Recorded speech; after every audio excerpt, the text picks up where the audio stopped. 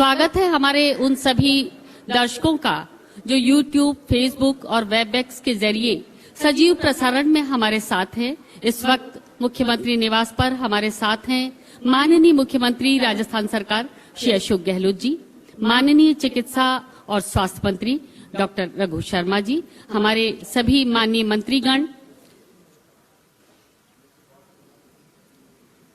और सभी प्रशासनिक अधिकारीगण और चिकित्सा और स्वास्थ्य विभाग की हमारी टीम, सभी लोग हमारे साथ हैं।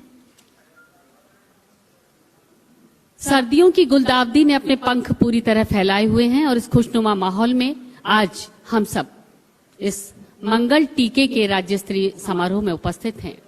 उत्तरायण का सूर्य एक नई आशा, नई उम्मीद के साथ उदित हुआ है और लाया है एक नया सवेरा। बड़ी बेसब्री, बड़ी शिद्दत के साथ इंतजार था इस भोर का, इस सुबह का, आश्वस्त सुबह का, कोरोना से मुक्ति के स्वप्न के सच होने की सुबह का।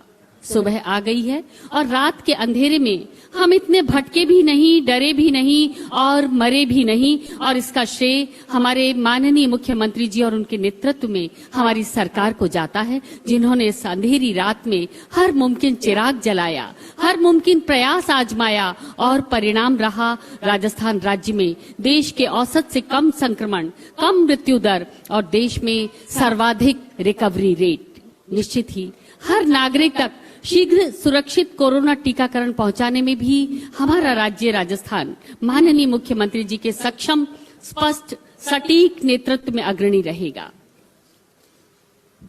मानव जाति को बचाने के लिए प्रारंभ किए जा रहे विश्व के इस सबसे बड़े टीकाकरण अभियान के शुभारंभ की आप सभी को, सभी प्रदेशवासियों को बधाई। इस वैश्विक महामारी के दौर में हमारे corona warriors, doctors, paramedical staff, हमारे अधिकारीगण, सफाई कर्मी, वार्ड बॉय, एम्बुलेंस चालक, पुलिसकर्मी, सभी लोगों ने एक टीम भावना के रूप में राजस्थान के लोगों को बचाने के लिए जो पिछले 8-9 महीने से काम किया, वो सहयोग अतुलनीय सहयोग है। मैं उनके सहयोग की भूरी भूरी प्रशंसा करता हूं, अभिनंदन करता हूं लोगों का।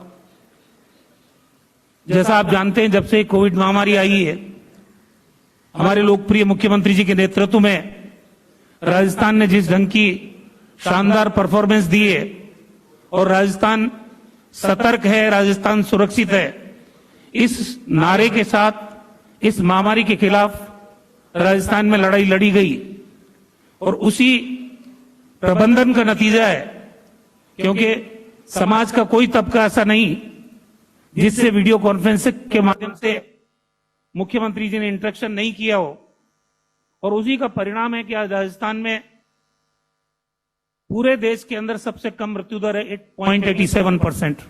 और मुख्यमंत्री जी का निर्देश था कि कोरोना की इस महामारी में, लॉकडाउन की अवधि में एक व्यक्ति ना भूखा सोना चाहिए, ना कोरोना की वजह से एक व्यक्ति का जीवन जाना चाहिए। और हमारी टीम ने भरसक प्रयास किया और उसी का नतीजा है कि 0.87% हमारा मृत्यु दर रहा। रिकवरी रेट 97 से ऊपर चली गई, 97.34। और जिस ढंग से लॉकडाउन करने में हमने पहल की, जिस ढंग से रूथलेस कंटेनमेंट शुरू किया राजस्थान के अंदर, भीलवाड़ा मॉडल, रामगंज मॉडल, ये उसके उदाहरण है कि राजस्थान ने इस वैश्विक महामारी के दौर में जिस ढंग के इंतजामात किए राजस्थान के अंदर, जिस राज्य में 2 मार्च को एक भी टेस्ट करने की कैपेसिटी नहीं थी, वहां इन 8-9 महीने में आज लगभग 67,000 टेस्ट हम लोग पर डे करने की क्षमता प्राप्त कर चुके हैं। और ये टेस्ट भी कोई रैपिड टेस्टिंग किट से नहीं कर रहे हैं, ना एंटीजन टेस्ट कर रहे हैं हम लोग। जो सबसे ज्यादा कंफर्मेटरी टेस्ट है, आरटीपीसीआर टेस्ट, वो हमने किए राजस्थान के अंदर। इसके अलावा जिस ढंग के हेल्पलाइन नंबर, मुख्यमंत्री हेल्पलाइन नंबर 181 पहले भी हमने काम करता रहा और अब जब वैक्सीनेशन के टाइम में भी 181 हेल्प नंबर काम करेगा और कोई मेडिकल इमरजेंसी होगी तो उसको 104 पे डाइवर्ट किया जाएगा। राजस्थान में चाहे पोस्ट कोविड केयर क्लिनिक की बात हो, डे केयर क्लिनिक की बात हो, एक एक इंतजाम माइन्यूटली और मुख्यमंत्री जी ने सब लोगों से सलाह कर करके हमारे जितने भी चिकित्सा जगत के जाने माने चेहरे हैं जिनका अपना अनुभव है और देश के ख्याति प्राप्त चिकित्सक, उनसे भी इंटरेक्शन प्रदेश की जनता का इस दौर में हुआ है ताकि लोगों का मनोबल बढ़ा रहे। राजस्थान पहला राज्य है जिसने मास्क की अनिवार्य विधानसभा में कानून बनाया। कोरोना के खिलाफ जन आंदोलन चलाने का काम, मास्क वितरण का काम, करीब 1.5 करोड़ मास्क वितरित करने का काम राजस्थान में लार्ज स्केल पे किया गया और आम आदमी के जहन में ये पहुंचाया गया कि आप बचाव ही इसका उपचार है। 2 गज की दूरी बना के रखें, मास्क लगा के रहें, बार बार साबुन से हाथ धोएं, सार्वजनिक जगह पे थूके नहीं और समूह में आप एकत्रित नहीं हो। ये बराबर चाहे विज्ञापन के माध्यम से हो, टीवी के विज्ञापन के माध्यम से हो, लेकिन राजस्थान की जनता को सजग करने का काम हमारे लोकप्रिय मुख्यमंत्री जी के नेतृत्व में हमारी सरकार ने किया। आज राजस्थान में 167 जगह पे ये वैक्सीनेशन का काम हो रहा है। 2 साइट्स आपस में बातचीत करने के लिए अजमेर और जयपुर की रखी गई है इंटरेक्टिव, और हर साइट पे कम से कम 100 लोगों को वैक्सीनेट किया जाएगा। आने वाले 1 वीक में हम 3-4 दिन तक ये वैक्सीनेशन करेंगे, कुछ दिनों तक ये जारी रहेगा इन्हीं साइट्स के ऊपर 167 पे। राजस्थान में जिस ढंग से पोलिंग का अरेंजमेंट हम लोग करते हैं मतदान का, उसी ढंग से 3 कमरों का हमने इंफ्रास्ट्रक्चर तैयार किया है वैक्सीनेशन के सत्र स्थल के लिए। एक वेटिंग रूम है, एक वैक्सीनेशन वाला रूम है और फिर बाद में एक मॉनिटरिंग रूम है। और अगर बाद में कोई कॉम्प्लिकेशंस आती है उनको एड्रेस करने के लिए भी हमने पूरी व्यवस्थाएं की है। राजस्थान में 3 जगह पे स्टेट लेवल के स्टोरेज सेंटर बनाए गए हैं। हमने 7 डिवीजन मुख्यालय पे स्टोरेज सेंटर बनाए और 34 जिला मुख्यालय, रेवेन्यू डिस्ट्रिक्ट हमारे 33 है लेकिन मेडिकल के हिसाब से 34 जिले हैं। 34 जिलों पे ही भंडारण की व्यवस्था की गई है और कोल्ड चेन पॉइंट चाहे हमारी सीएचसी हो, पीएससी हो, 2444 जगह पे ये हमने क्रियाशील की है। और हर जिले पे एक वैक्सीन मोबाइल वैन रहेगी और जिस ढंग की सिक्योरिटी, इंटरनेट कनेक्टिविटी, सारी चीजों का माइन्यूटली ध्यान रखा गया है। राजस्थान सुरक्षित है, राजस्थान सतर्क है, उसी नारे को ध्यान में रखते हुए वैक्सीनेशन के काम को भी राजस्थान आगे बढ़ाएगा। हमें उम्मीद है कि 28 दिन बाद, क्योंकि पहले फेज में हमारे हेल्थ केयर वर्कर्स और जो सेंट्रल गवर्नमेंट के हेल्थ केयर वर्कर्स हैं उनको इसमें शामिल किया गया है और ये जो पोर्टल विकसित किया गया कोविन सॉफ्टवेयर, उसके ऊपर 12 तारीख तक रजिस्ट्रेशन हुआ था और हमारे यहां करीब 4,80,977 हेल्थ केयर वर्कर्स और भारत सरकार के 6,755 हेल्थ केयर वर्कर्स, उनका पोर्टल पर रजिस्ट्रेशन हुआ है। तो पहले फेज में इन लोगों को वैक्सीनेट किया जाएगा, फिर 28 दिन बाद इनको वैक्सीन का दूसरा डोज दिया जाएगा। सेकेंड फेज में फ्रंटलाइन वर्कर्स हैं और हमारे आर्मी और पैरामिलिट्री फोर्सेस के लोग हैं, रेवेन्यू डिपार्टमेंट के लोग हैं, एलएसजी के लोग हैं, उन तमाम लोगों के लिए भी पोर्टल पे 25 तारीख रखी गई है, वो रजिस्ट्रेशन कराएंगे। सेकेंड फेज जब शुरू होगा तो उनको लिया जाएगा। थर्ड फेज में जो 50 साल तक के लोग हैं, 50 साल से ऊपर के लोग हैं, उनको रखा गया है और करीब 50 साल से कम लोग जो कोमोर्बिड है उनको रखा गया है। तो राजस्थान ने पूरी तैयारी की है वैक्सीनेशन की। वैक्सीनेशन के सेंटर्स पे हमारी वैक्सीन पहुंच भी गई है। मैं तो ये आप सब लोगों को शुभकामनाएं देता हूं कि इस वैश्विक महामारी पे राजस्थान विजय प्राप्त करेगा। हम राजस्थान के 7 करोड़ से ज्यादा लोगों को आने वाले समय में वैक्सीनेट कर पाएंगे और इस महामारी जिससे पूरी दुनिया में दहशत का वातावरण लगातार बना हुआ है, उस पर हम विजय प्राप्त कर सकते हैं और करेंगे। मुख्यमंत्री जी के नेतृत्व में हम आगे बढ़ेंगे, राजस्थान सुरक्षित रहेगा। आप सब लोगों को आज पुनः शुभकामनाएं देते हुए मैं अपनी बात समाप्त करता हूं। बहुत बहुत धन्यवाद। जय हिंद। धन्यवाद, बहुत बहुत धन्यवाद माननीय मंत्री महोदय। आइए, कोविड-19 टीकाकरण अभियान के आज के शुभारंभ के अवसर पर हम स्वदेश और विश्व के उन हजारों हजार वैज्ञानिकों और चिकित्सकों की टीम का हृदयस्थ और अंतस्थ भावों से आभार व्यक्त करें, जिन्होंने अहर्निश लगभग 10-11 महीनों की रात दिन की मेहनत से जानलेवा खतरों से जूझते हुए असंभव को संभव कर दिखाया और हमें पूर्णतः कारगर, पूर्णतः सुरक्षित कोरोना वैक्सीन की सौगात दी। आइए हम सब सहभागी बनते हैं और बहुत सारे सवाल हैं, कई जिज्ञासाएं हैं सभी के मन में इसको लेकर कि किस प्रकार की व्यवस्थाएं होंगी कि संक्रमण फैलने का खतरा न रहे, किस प्रकार की व्यवस्थाएं होंगी कि टीकाकरण के बाद क्रिया प्रतिक्रिया देखी जा सके, नामित व्यक्ति की पुष्टि कैसे होगी। सभी बातों को बताता और समझाता ये वीडियो कोविड-19 टीकाकरण और टीकाकरण स्थल की तैयारियों के बारे में। आइए देखते हैं। इस वीडियो में हम आपको कोविड-19 टीकाकरण के बारे में बताएंगे। साथ ही टीकाकरण स्थल की तैयारी के समय जो जो महत्वपूर्ण बातें याद रखनी है वो भी बताएंगे। कोविड-19 वैक्सीन पूर्व निर्धारित टीकाकरण स्थल पर दी जाएगी, जिसकी जानकारी टीम को दी जाएगी। मेडिकल अफसर इंचार्ज और सुपरवाइजर सुनिश्चित करेंगे कि सत्र स्थल पर कोविड-19 संक्रमण का खतरा ना हो। सभी लाभार्थियों के नाम की लिस्ट की 3 प्रिंटेड कॉपी और बाकी सब logistics cold chain point in charge vaccine carrier के साथ सत्र स्थल पर भेजेंगे। ये लिस्ट वैक्सीनेटर अफसर, प्रथम वैक्सीनेशन अफसर और द्वितीय वैक्सीनेशन अफसर के साथ साझा की जाएगी। जैसा कि आप देख सकते हैं, टीकाकरण स्थल एक चुनाव बूथ की तरह ही दिखाई देता है। इस स्थल पर कार्यरत कर्मचारी अलग अलग गतिविधियों के लिए जिम्मेदार होंगे, जैसे टीकाकरण के लिए आए लोगों की पात्रता की जांच करना, स्थल पर भीड़ का प्रबंधन करना, लाभार्थियों का सत्यापन करना, कोविड-19 वैक्सीन लगाना, लाभार्थियों की टीकाकरण में सहायता करना, टीकाकरण स्थल अस्पताल, पीएचसी, स्कूल, पंचायत घर, बारात घर, सामुदायिक भवन, टाउन हॉल जैसी जगहों पर जहां पर्याप्त स्थान हो वहां बनाए जा सकते हैं। सामाजिक दूरी बनाए रखने के लिए और इस स्थल पर होने वाली बाकी सभी गतिविधियों के सुचारू संचालन के लिए अगर जरूरत हो तो टेंट इत्यादि लगाकर अस्थायी शेल्टर भी बनाए जा सकते हैं। एक आदर्श टीकाकरण स्थल का लेआउट कुछ इस तरह होना चाहिए।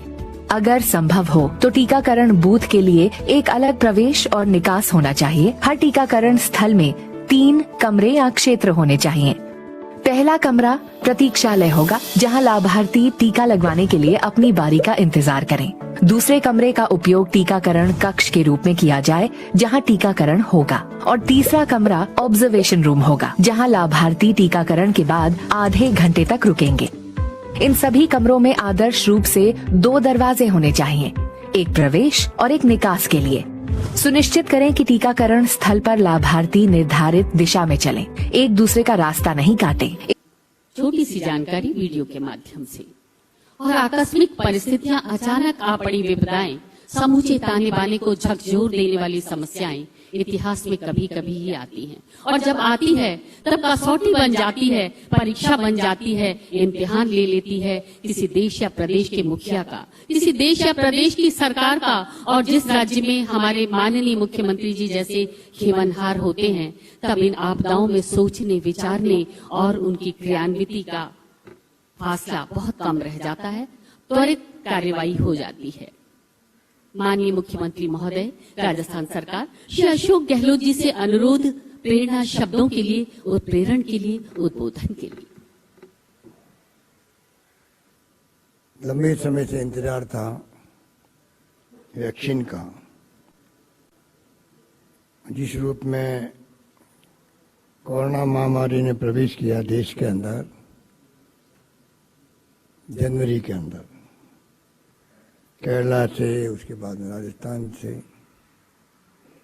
और अभी रघु शर्मा जी बता रहे थे आपको कि आप सबके आशीर्वाद से, प्रदेशवासियों के सहयोग से सरकार ने कोई कमी नहीं रखी व्यवस्थाएं करने के अंदर, कोरोना के खिलाफ में जंग लड़ने के अंदर तमाम धर्म गुरुओं का, तमाम पॉलिटिकल पार्टीज का, तमाम एनजीओ का, आम लोगों का सहयोग लिया गया। और सबसे पहले राजस्थान वो राज्य था जहाँ पर लॉकडाउन किया गया, और जिस रूप में सुविधाएं बढ़ाई गई, जहाँ टेस्टिंग हमारे लिए मुश्किल था, दिल्ली और पूना भेजते थे, आज 60,000 टेस्ट पर डे हो सकते हैं, ये कैपेसिटी पता करी। आईसीयू बेड की बात हो, ऑक्सीजन जनरेशन प्लांट लगाने की बात हो, करीब करीब हर जिले के अंदर जिस रूप में ऑक्सीजन जनरेट करने के प्लांट भी लगे हैं, ऑक्सीजन पाइपलाइन बिछी है, वेंटिलेटर की संख्या बढ़ाई गई है, सब तरह से आज सक्षम है कैसी भी स्थिति आए उसका मुकाबला करने के लिए। वैक्सीन को लेके इंतजार सब कर रहे थे। पूरी दुनिया के अंदर जिस रूप में ये कोरोना का फैलाव हुआ, आज भी यूके के अंदर या जापान में पूरी तरह लॉकडाउन है।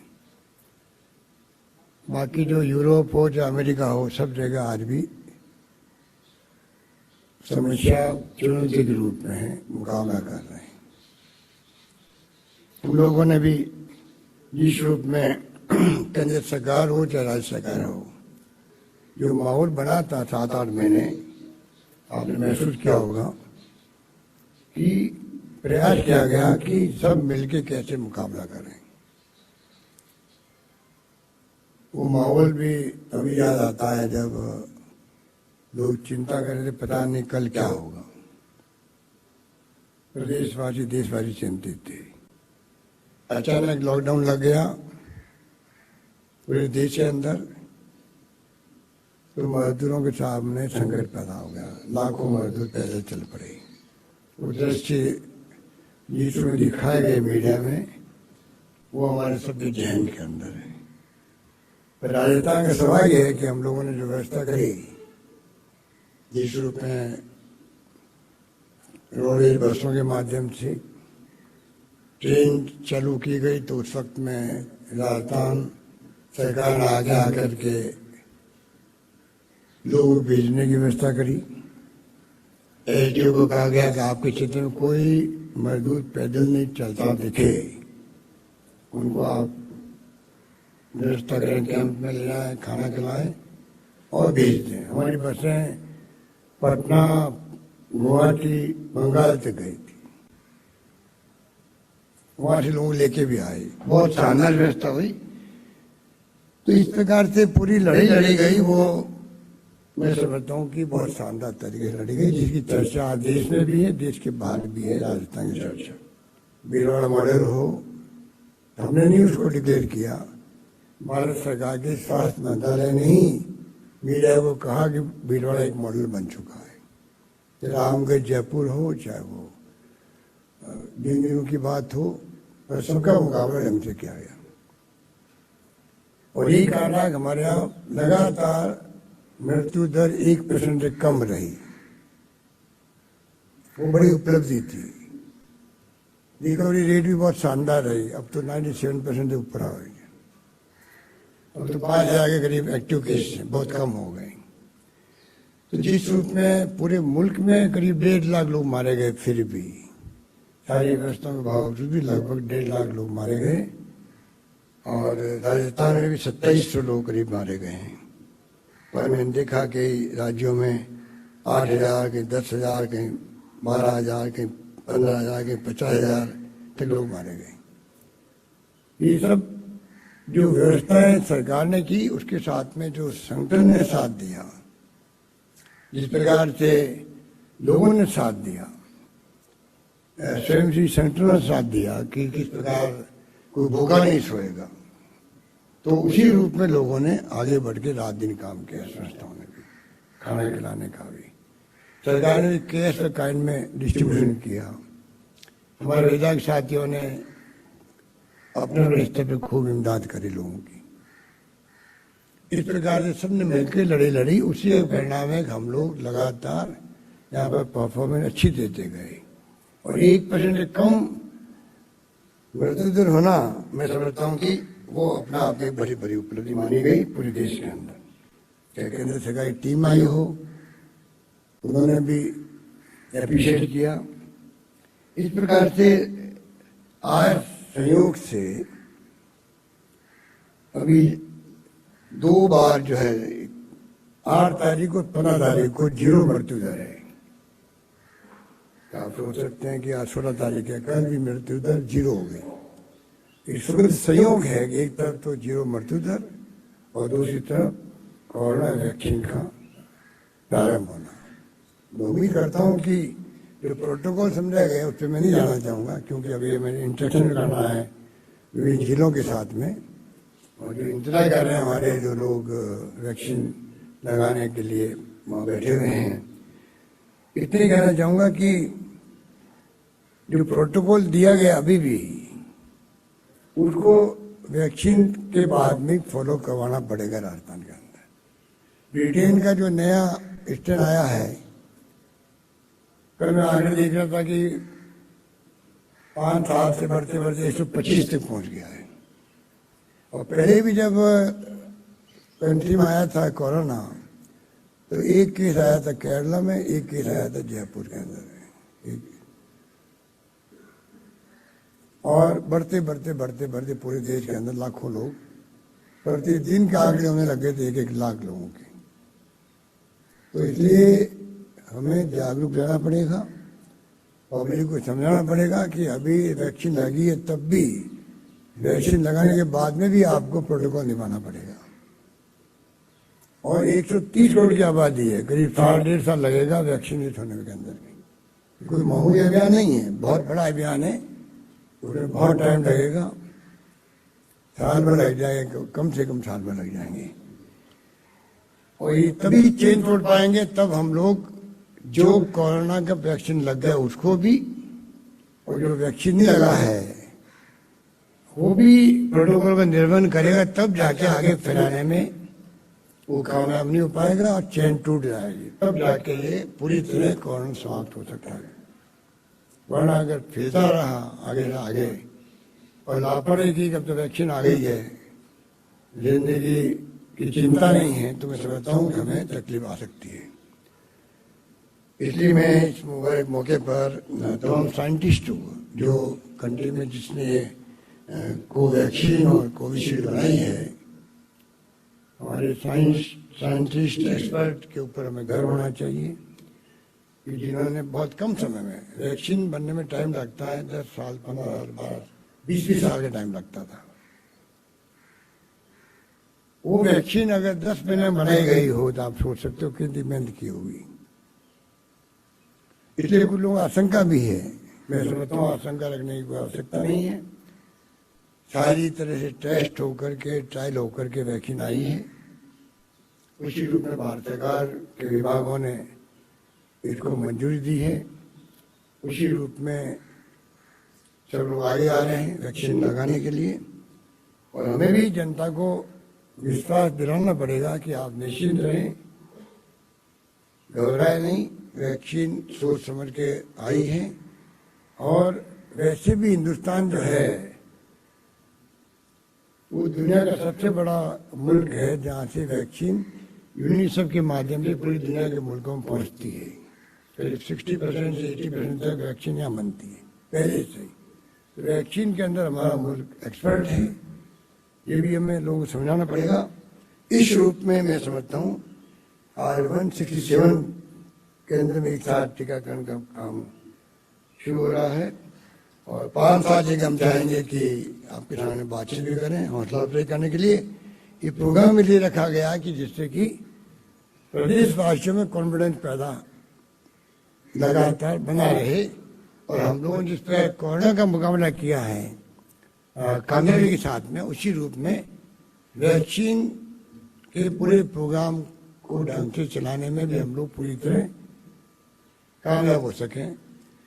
यही बात कहता हूँ मैं तमाम हमारे डॉक्टर्स को, हेल्थ वॉरियर्स को, जिन्होंने साथ दिया कोरोना जंग के अंदर, उनको इस मौके पर, मुबारक मौके पर, जब ये मुबारक मौका है कि वैक्सीन आ गई, तो अभी तक जिन्होंने साथ दिया है अपनी जान को जोखिम में डाल करके, चाहे वो हरिजन भी क्यों नहीं हो, चाहे वो सफाई कर्मी हो, हरिजन हो या पुलिस के लोग हों, सब विभागों ने मिलकर काम किया है। हेल्थ वायरस ने किया, चिकित्सकों ने, नर्सेज ने, आशा सहयोगी हो, चाहे वो आंगनबाड़ी वर्कर, तो सबने किया है। उन सबको मैं अपनी ओर से, आप सबकी ओर से बहुत बहुत धन्यवाद देता हूँ, उनका आभार व्यक्त करता हूँ। और कई लोग जान चली भी गई है, कई डॉक्टर की जान चली गई है। इसलिए मैं समझता हूँ कि हम लोगों ने व्यवस्था करने में कमी नहीं रखी, शुरू से कॉन्फिडेंस बढ़ाया। जब केंद्र सरकार ने कहा कि हेल्थ वॉरियर्स का हम 50 लाख का बीमा करेंगे, तो रातों को राज्य था जब हमने कहा हेल्थ वॉरियर्स के अलावा भी कोई भी सरकारी कर्मचारी जो कोविड में काम करता, अगर उसको तकलीफ होती है, अगर वो जिंदा नहीं रहता है, तो केंद्र सरकार के हेल्थ वॉरियर्स की तरह ही उसको 50 लाख रुपए हम लोग देंगे मुआवजा। उस रूप में हमने शुरू से हौसला हर वर्ग की करी, और उसका परिणाम हुआ कि राजस्थान में एक ऐसा माहौल बन गया कि मैं समझता हूँ कोई वर्ग ऐसा अछूता नहीं था जिसने अपना कॉन्ट्रीब्यूशन नहीं दिया हो किसी रूप में। और मैं उम्मीद करता हूँ कि ये माहौल, इस कोरोना जंग जब तक पूरी तरह लड़ी नहीं जाए और हम लोग कोरोना समाप्त नहीं कर दें, उस वक्त तक हमें साथे देना ही पड़ेगा। ये किसी को भ्रम नहीं होना चाहिए कि वैक्सीन आ गई इसलिए लापरवाह कर दें, और इसलिए हमें सख्ती करनी पड़ेगी, सख्ती भी करेंगे हम लोग। ऐसी स्थिति नहीं पैदा होने देंगे जहाँ की हाथ से बाजी निकल जाए, लोगों को तकलीफ होने लग जाए। ये दृढ़ संकल्प के साथ में हम चाहेंगे आज वैक्सीन का कार्यक्रम। शुभकामनाएं सबको, आने वाले वक्त में सबके पूरी की तरह सहयोग की अपेक्षा के साथ में अपनी बात समाप्त करता हूँ। धन्यवाद, जय हिंद। धन्यवाद। धन्यवाद, बहुत बहुत धन्यवाद माननीय मुख्यमंत्री महोदय, आपके उत्प्रेरणा भरे शब्दों के लिए। कोविड-19 टीकाकरण पूर्णतः सुरक्षित टीकाकरण है और सचमुच इस बारे में भ्रम का कोई स्थान नहीं है। कोविड-19 टीकाकरण अभियान स्वास्थ्य प्रतिरक्षा की दिशा में एक मजबूत अभियान है। इस अभियान की कुछ महत्वपूर्ण बातें हमें समझनी और याद रखनी है। और संवाद और बातचीत हमारे माननीय मुख्यमंत्री जी की कार्यशैली का एक प्रमुख अंग रहा है, अंश रहा है, सदा से सर्वदा से। और इसी क्रम में आज कोरोना वैक्सीनेशन के प्रथम हकदार हमारे स्वास्थ्य कर्मियों से बातचीत और अनुभव साझा करना। हमारे प्रदेश के कुछ 7 स्थलों पर जहां हमारे कोविड वैक्सीनेशन जिनका होने जा रहा है वो मौजूद हैं, आइए करते हैं उनसे अनुभव साझा। माननीय से अनुरोध संवाद के लिए। इस क्रम में सबसे पहले Jaipur SNS medical college Jaipur.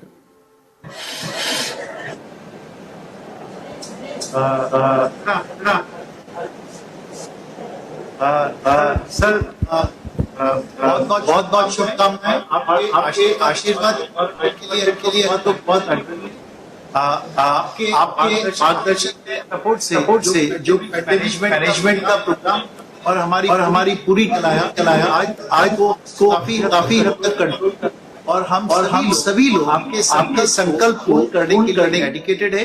आज हम सभी लोग सर फुल कॉन्फिडेंस और फेथ के साथ ये वैक्सीनेशन करवा रहे हैं, और आपका आशीर्वाद, आपका सपोर्ट हमें इसी तरह बना रहे, यही हमारी कामना है।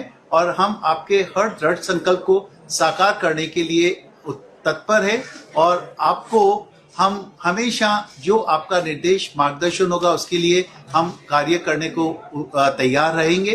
कोविड पेंडेमिक में जो हमारी टीम ने आपके सपोर्ट और आपके मार्गदर्शन में काम किया, उसके लिए मैं मेरे सारे साथियों को और आपके अनलिमिटेड सपोर्ट के लिए हृदय से आभार व्यक्त करता हूं।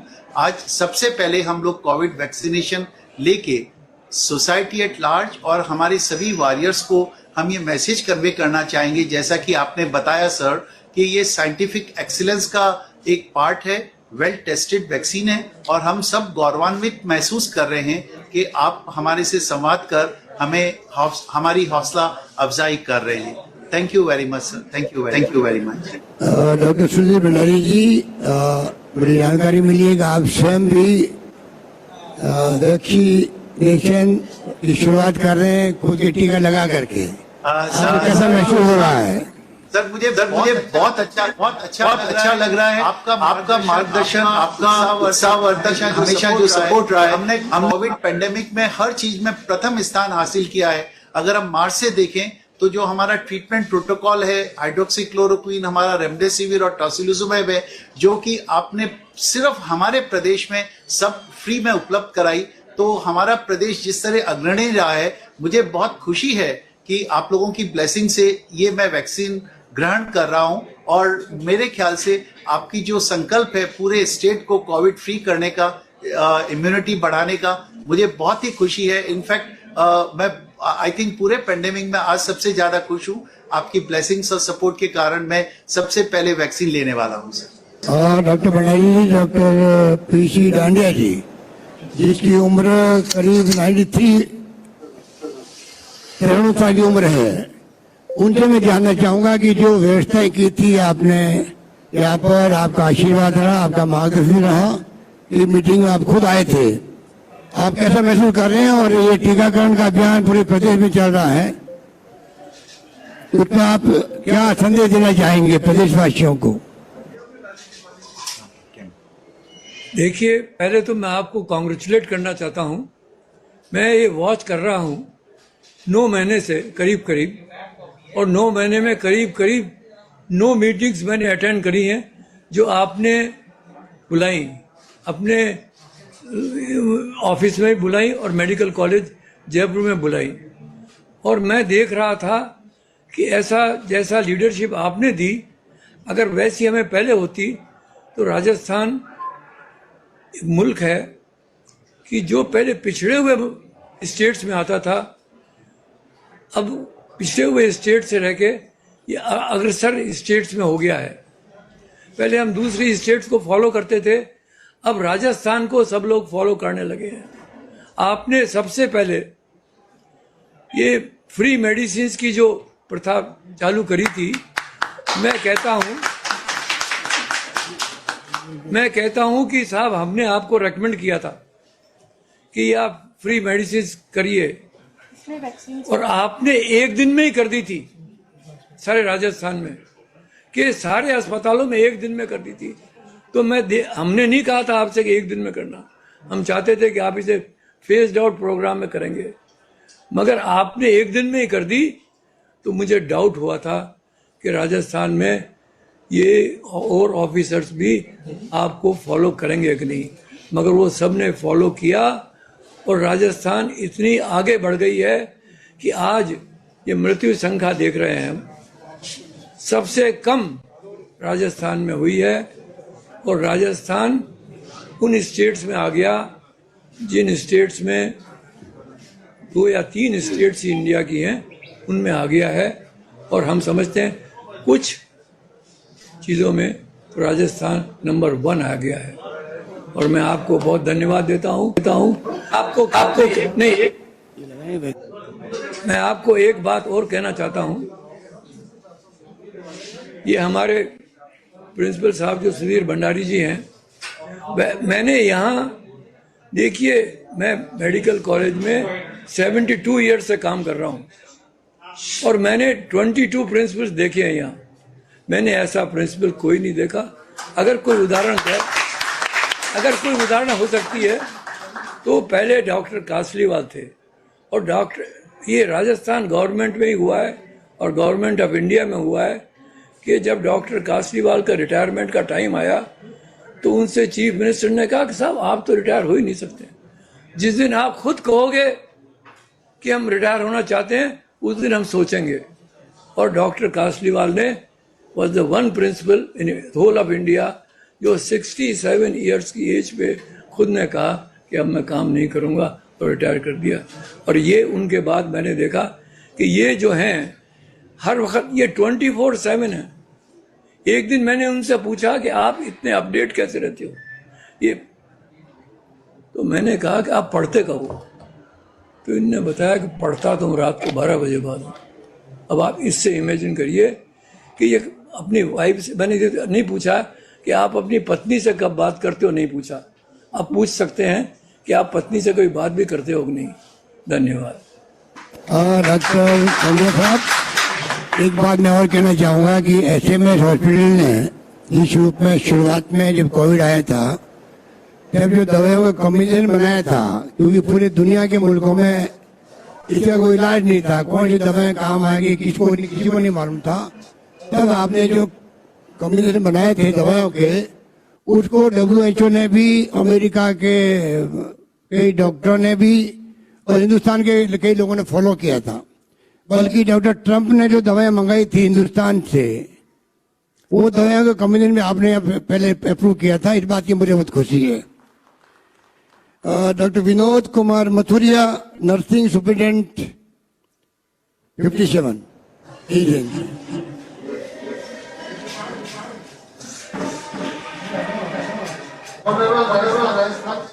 अशोक गहलोत साहब को आज डॉक्टर भंडारी साहब के निर्देशन में हमारे समस्त एसएमएस के राजस्थान की नर्सेज आज इस टीकाकरण के अभियान में बड़े जोश और उत्साह के साथ शामिल हैं और हमें उम्मीद है कि आप हमारे उत्साह के लिए हमेशा हमें इंटरेक्ट करें, हमारा मनोबल बढ़ाएं। धन्यवाद। बहुत शुभकामनाएं।